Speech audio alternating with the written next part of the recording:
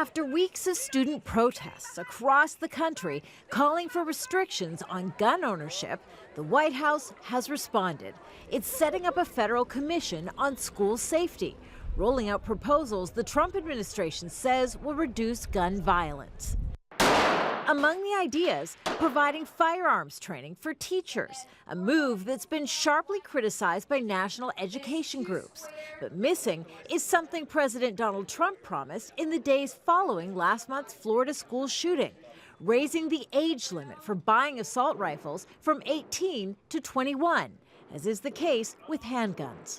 We're going to work on getting the age up to 21 instead of 18. The president's critics accuse him of backing off the age limit proposal under pressure from the nation's largest gun lobby group, the NRA.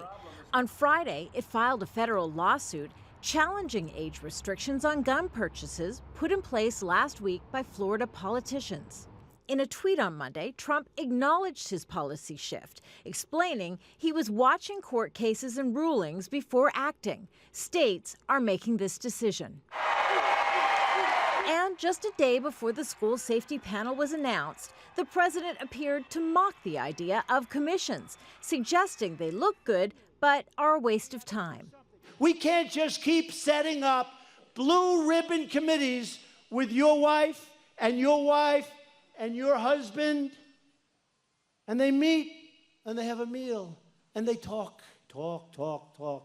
Still, the White House is endorsing bipartisan legislation to improve background checks for gun sales. It's also calling on individual states to pass legislation giving law enforcement the ability to take guns away from those deemed mentally unstable. The Trump administration has also announced it's taken the first step in the regulatory process to ban bump stocks, devices that increase a semi-automatic rifle's rate of fire and were used last year in the Las Vegas massacre. The White House is framing its action as bold steps to reduce gun violence. But gun control advocates argue the plan falls short of what the president initially promised. Kimberly, Halkett, Al Jazeera, Washington.